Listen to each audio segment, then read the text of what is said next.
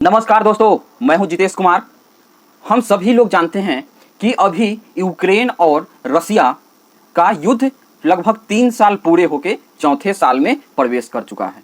इसका मतलब ये हुआ कि यह युद्ध लंबा चला है। एक चीज और देखते चलने की बात है कि रसिया जब भी युद्ध लड़ता है तो वह युद्ध जो होता है वह बहुत लंबे टाइम तक खींचता है। ऐसा नहीं है कि रसिया कुछ दिन में युद्ध किया और हट गया या पीछे हट गया। ये बात रसिया के लिए जानी जाती है, क्योंकि हम सभी लोग जानते हैं कि जब हिटलर था और उस टाइम जो रसिया सोवियत संघ हुआ करता था, उस टाइम भी युद्ध बहुत ही लंबे टाइम तक चलता था और चला भी। और अंत में हिटलर इसीलिए फिर हारा क्योंकि उन्होंने रसिया के सोवियत संघ के ऊपर हमला किया था।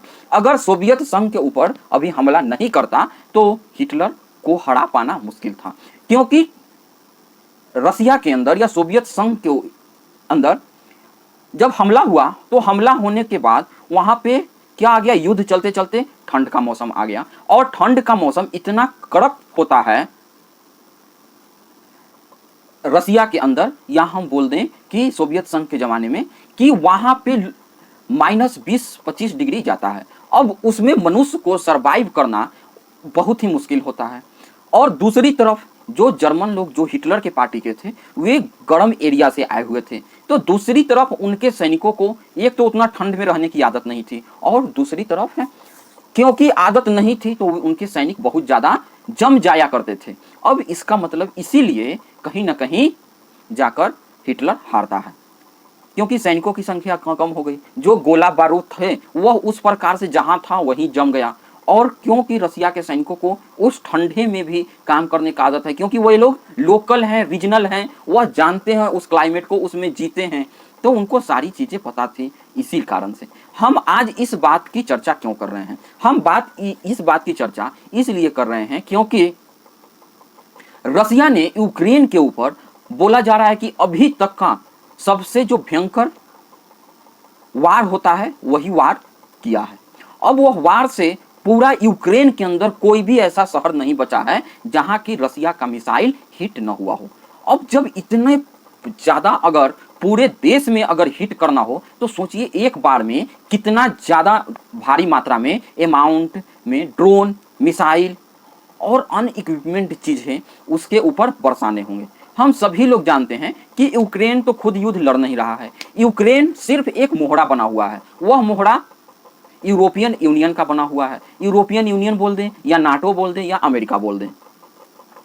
अब जब यूरोपियन यूनियन का वह एक बस फेस बना हुआ है और पूरे अपने जो यूक्रेन है पूरी तरीका से विनाश करवा चुका, ये वहां का सो कॉल्ड राष्ट्रपति जेलेंस्की, यूक्रेन के राष्ट्रपति जेलेंस्की, ये इतना पोपट आदमी है, इतना गधा कि इसको अपने देश के जो बच्चे, लगभग लाखों बच्चे की मृत्यु हो चुकी सैनिकों की, और साथ ही साथ अब तो छोटे छोटे बच्चे को, जो अभी बच्चा जवान हुआ है 20-22 साल का, उसको घर से जाकर पकड़ कर लेकर आते हैं और उसको जबरदस्ती सेना में शामिल कर रहे हैं। और ये सारी की सारी के जिद के पीछे अब तो जितने भी गार्जियन हैं जब सैनिक उनके बच्चों को लाने के लिए जाते हैं तो सैनिक ही रिवोल्ट कर दे रहे हैं यूक्रेन के अंदर। हम सभी लोग जानते हैं कि सैनिक की कमी कहीं ना कहीं रूस के पास भी है, लेकिन क्योंकि रूस एक यूक्रेन की अपेक्षा में बहुत बड़ा कंट्री है, उसके पास ह्यूमन रिसोर्स भी अभी बहुत ज़्यादा है, और दूसरी बात प्राकृतिक संसाधन भी बहुत ज़्यादा है, और तीसरी बात सोवियत संघ होने के कारण उसके एक कंट्री से दूसरे कंट्री में रिलेशन भी अच्छे हैं। तो हम सभी लोग जानते हैं जो उत्तर कोरिया के किंग जॉन हैं, उन्होंने अपने सैनिकों को, क्योंकि उनके सैनिकों अभी वहां युद्ध हो नहीं रहा है, तो वो अपने सैनिकों को रूस की ओर से लड़ने के लिए लगभग 20,000 का ट्रूप भेजे हुए हैं। बेशक इसके बदले उत्तर कोरिया भी कुछ ना कुछ रूस से जरूर ले रहा है, लेकिन कहीं ना कहीं मदद के तौर पे, सैनिकों के तौर पे, ह्यूमन रिसोर्स के तौर पे आज रूस को सहायता मिल रही है। अगर एक साइड से ह्यूमन उसको मिल जा रहा है तो दूसरी इकोनॉमिकली साइड से भारत और चीन, ये दो देश उससे तेल खरीद के उसको इकोनॉमिकली तरीका से सहायता कर सकते हैं, क्योंकि भारत का रसिया आज से नहीं, पहले से ही दोस्त है। लेकिन ये बात भी सही है कि जियो पॉलिटिक्स में दोस्त नाम की चीज कम होती है, लेकिन अभी तक जितने भी हमने देखे हैं उसमें टेस्टेड है रूस, हमेशा काम आया। इसीलिए आज भारत कहीं ना कहीं रसिया को भी अपनी ओर से जितनी मदद हो सकता है भारत ने भी कर रहे हैं। क्योंकि यूक्रेन के ऊपर सबसे ज्यादा हमला किया गया, तो इस हमले में सबसे ज्यादा जो लोकेटेड पॉइंट था वह क्यों था, जो भी जहां से विद्युत बनती है वह वहां का सिस्टम को सबसे ज्यादा हिट किया गया। वह हिट करने का कारण यह है कि हम सभी लोग जानते हैं कि अब कुछ दिन के बाद सर्दी आने वाली है। अब जब सर्दी आएगी तो उससे क्या होगा, जब सर्दी आएगा तो क्योंकि वे सब ठंडा वाला प्रदेश है, वहां पे -20 डिग्री -5 डिग्री का टेम्परेचर चला जाता है नीचे, तो पूरे बर्फ जमता है। तो घर को हीट करने के लिए ज्यादा से ज्यादा उन लोगों की बिजली की आवश्यकता होती है। अब रसिया ने क्या किया कि उनके जितने भी पावर सप्लाई का जो सिस्टम है उसी को खत्म करना अपने ड्रोन से, मिसाइल से स्टार्ट कर दिए। अब तो यहाँ एक क्वेश्चन आएगा कि क्या यूरोपियन यूनियन या नाटो देश के जो एयर डिफेंस सिस्टम लगे हुए हैं वह काम नहीं कर पा रहा है क्या? क्योंकि हम सभी लोग जानते हैं कि यूक्रेन की मदद हर प्रकार से, पूरे के पूरे प्रकार से, यहाँ तक कि एलॉन मस्क का जो सैटेलाइट सिस्टम है वह भी अब जो लिंक सैटेलाइट है यूक्रेन के अंदर डिफेंस करने में काम कर रहा है। तो क्या क्वेश्चन ये सारा फेल हो गया क्या? नहीं। देखिए होता क्या है कि हर सिस्टम का ना एक कैपेसिटी होता है, ठीक है। मान लीजिए एक एयर डिफेंस सिस्टम है, अब उसका ये कैपेसिटी है कि एक बार में वह 35 मिसाइल को रोक सकता है, क्योंकि उसमें 35 बैटरी ही लोड होते हैं। अब जब 36वां मिसाइल आएगा तो जितना देर में वह लोड करेगा या प्रोसेसिंग करने में लगेगा उतना देर में मिसाइल तो हिट कर जाएगा।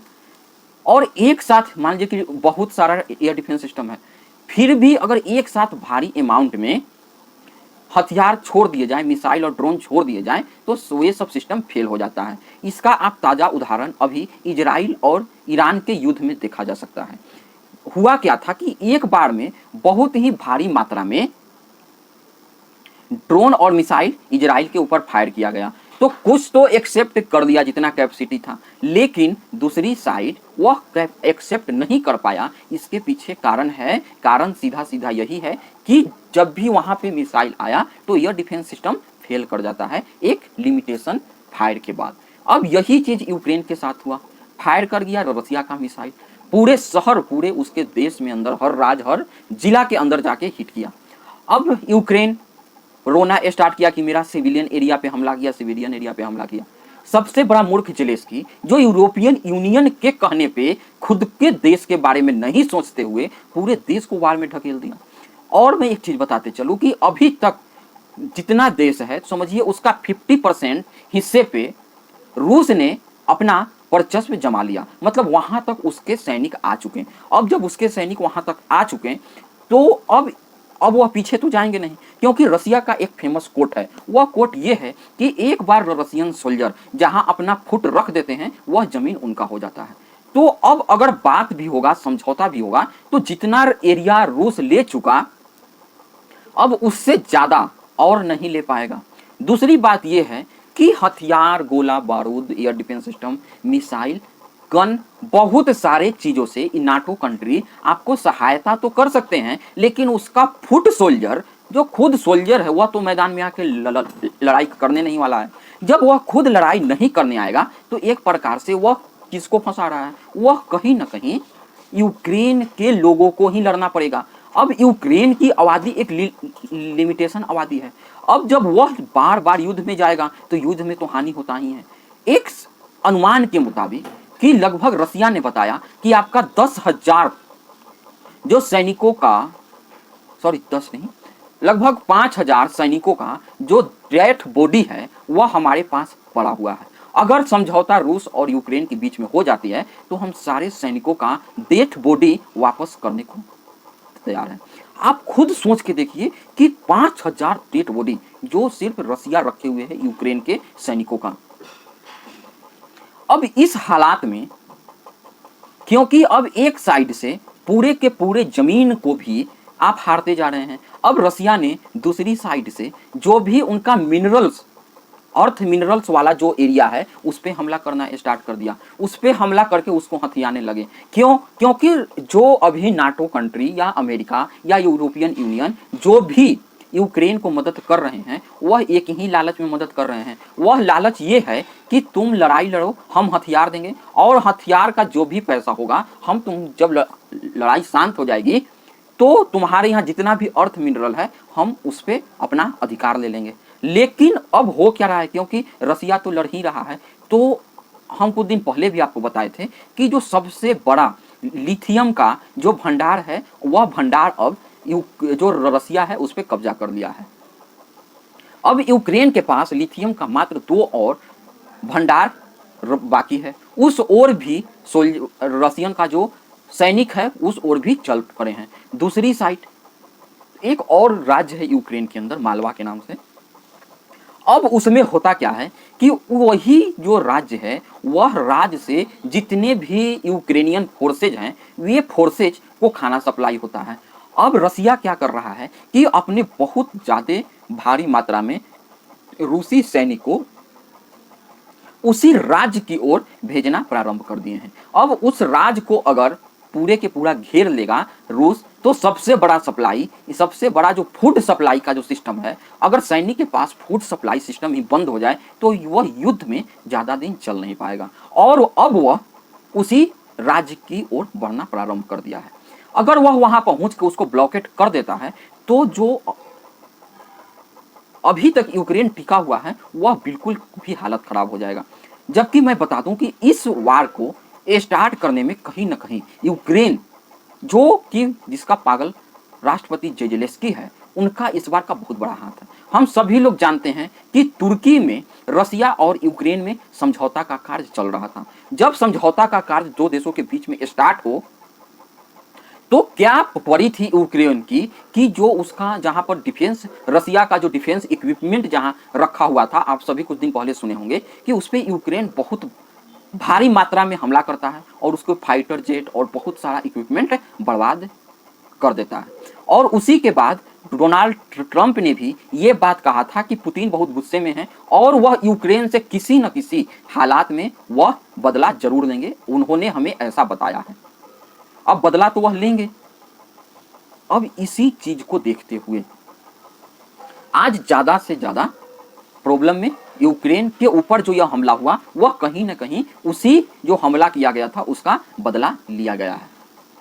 अब इससे आगे और अब युद्ध में क्या होगा, जबकि नाटो देश या हम बोल दें यूरोपियन यूनियन और अमेरिका खुद अभी अपने अंदर ही अब खुद के राजनीतिक अस्थिरता इतना ज़्यादा है कि कभी डोनाल्ड ट्रंप एलॉन मस्क से लड़ रहे हैं, कभी और सारी देशों से लड़ रहे हैं, तो उनका भी प्रॉपर मदद आ नहीं पा रहा है यूक्रेन के पास। और जो यूरोपियन यूनियन है ये सिर्फ पीछे से हवा तो दे रहे हैं यूक्रेन को कि हाँ तुम आगे बढ़ो, हम तुम्हारे साथ हैं, लेकिन पीछे से किसी भी प्रकार का कोई मदद नहीं पहुंचा रहे हैं। आगे इसमें और कुछ होता है तो मैं आपको लिए जरूर बताऊंगा। आप सभी लोग जुड़े, इसके लिए बहुत बहुत धन्यवाद। जय हिंद, जय।